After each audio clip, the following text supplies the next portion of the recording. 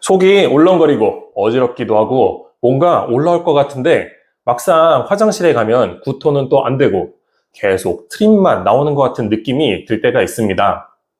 어떤 분은 아침에 일어날 때마다 이런 증상이 반복돼서 너무 괴롭다고 합니다. 울렁거림이 심해서 일어나기도 힘들고 결국 큰 병원까지 가서 온갖 검사를 다 받아봤는데 이상 없습니다 라는 말만 들으면 진짜 허탈하죠. 그래서 오늘 영상에서는 속이 울렁거리고 어지럼증 증상이 왜 생기는 건지 대표적인 3가지 원인 그리고 간단한 대처법까지 함께 알아보도록 하겠습니다. 첫 번째, 귀 안쪽 전정기관의 문제입니다. 귀 안쪽에는 전정기관이라는 균형 감지 센서가 있습니다. 우리가 서 있는지, 누워 있는지, 혹은 움직이고 있는지를 인식해서 몸의 균형을 잡아주는 역할을 하고 있습니다. 그런데 이 전정기관에 문제가 생기면 우리 몸이 중심을 잡지 못하고 빙글빙글 도는 듯한 어지러움증과 함께 속이 울렁거리거나 구토까지 유발할 수 있습니다. 그중 대표적인 것이 바로 이석증입니다. 이석증은 귀 속에 작은 돌, 그러니까 이석이라고 하는 게 원래 있어야 할 자리를 벗어나서 전정기관을 자극하면서 증상이 나타나는 겁니다. 특징은 고개를 갑자기 휙 돌릴 때, 누웠다가 일어날 때, 짧게는 몇 초, 길면 한 1분 정도 아주 강한 어지러움증과 함께 울렁증이 생겼다가 또 가만히 있으면 다시 괜찮아지는 것입니다. 또 하나 메니에르병이라는 질환이 있습니다. 이건 귀 안쪽에 압력이 높아지면서 생깁니다. 이명 귀가 먹먹한 느낌, 청력, 저하 같은 증상과 함께 어지러움증과 울렁증이 수십 분 또는 길게 몇 시간씩 지속되기도 합니다. 이런 경우에는 특정 자세나 머리 움직임에 따라서 증상이 심해지고 귀 관련 증상이 함께 나타난다는 것이 가장 큰 특징입니다. 이석증은 스트레스나 면역력 저하, 외상, 노화와 같은 것들로 생길 수 있는데 간단한 이석 교정술을 받으면 좋아지는 경우가 많이 있습니다. 하지만 이 이석증이 자꾸 반복이 된다면 면역 관리나 재발 방지를 위한 치료가 필요할 수도 있습니다. 두 번째는 소화기 문제입니다. 울렁거린다고 하면 위장 문제가 가장 먼저 떠오르죠. 실제로 위가 더부룩하고 미식거리는 증상은 대부분 소화기에서 시작되곤 합니다. 한의학적으로 담적에 의해 발생하는 것으로 봅니다. 담적이라는 것은 노폐물이 위장에 쌓이고 기운의 흐름을 막아서 생기는 상태입니다. 우리가 흔히 말하는 체했다, 소화가 안 된다는 것은 이 담적이 기의 흐름을 막아서 생기는 것입니다. 노폐물인 담적이 쌓이면 위장 운동이 둔해지고 그 막힌 기운이 머리로 올라가는 것을 막으니까 울렁거림과 어지럼이 같이 올 수 있습니다. 실제로 2012년 발표된 한 연구에서는 담적병 환자의 70% 이상이 울렁거림과 복부, 팽만감을 호소했다고 하였습니다. 자주 나타나는 질환으로는 역류성 식도염, 급성 위염, 기능성 소화불량 같은 것들이 있습니다. 역류성 식도염은 트림, 신물 올라옴, 목의 이물감, 야간 기침이 대표적입니다. 급성 위염은 복통, 구토, 설사와 같은 것이 같이 나타날 수 있고 기능성 소화불량은 특별한 이상 없이도 자주 더부룩하고 속이 자꾸 울렁거리는 것이 특징입니다.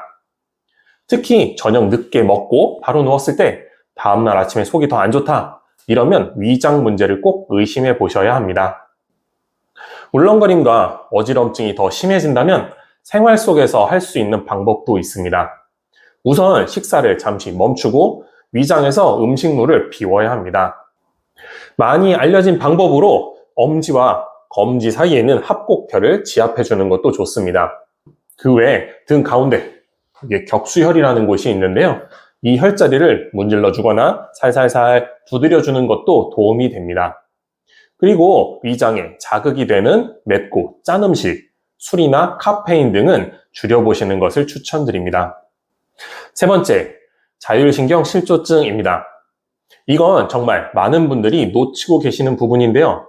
병원에선 검사상 아무 이상 없다고 하는데 계속 울렁거리고 어지럽고 식욕도 없고 혹시 이럴 때 나만 이상한 거 아닐까? 생각해 보신 적 있지 않으세요?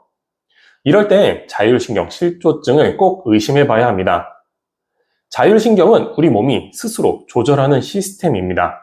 심장이 뛰는 것, 위가 소화하는 것, 숨 쉬는 것, 체온을 조절하는 것까지 우리가 의식하지 않아도 계속 돌아가는 생명 유지 시스템입니다. 그런데 이 자율신경에는 두 가지 축이 있습니다. 하나는 교감신경, 하나는 부교감신경. 이 두 개가 적당히 균형을 이루면 괜찮은데요. 스트레스나 과로가 누적되면 이 균형이 무너지기 시작합니다. 대표적인 예가 교감신경이 과도하게 흥분된 상태입니다. 이럴 때 몸이 비상 상황이라고 착각하게 됩니다. 심장이 빨리 뛰고 근육은 긴장하고 위장은 멈추고 호흡은 얕아집니다. 결과적으로 속이 울렁거리고 트름이 많아지고 어지러운 느낌이 같이 오게 됩니다. 다른 예로는 부교감신경이 우세해지는 경우도 있습니다. 이럴 때 몸이 너무 처지고 무기력해지면서 식욕도 없고 가만히 있어도 울렁거리고 살짝 움직이기만 해도 머리가 멍해지는 느낌이 드는 경우도 있습니다.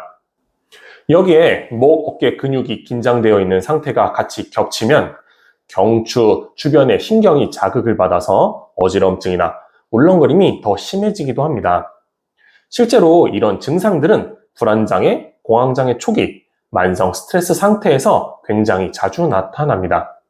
그래서 내가 지금 어떤 상황에서 증상이 심해지는지를 스스로 관찰해 보는 것이 정말 중요합니다.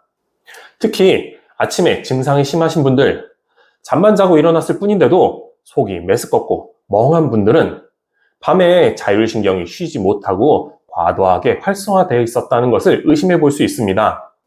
이럴 땐 억지로 참고 견디기보다는 눈을 감고 복식호흡을 5분 정도 해보시는 것만으로도 신경이 안정되고 울렁거림이 줄어드는 경우가 많이 있습니다. 반대로 너무 처지고 일어나기 힘들다면 주변으로 가벼운 산책을 해주시면 도움이 됩니다.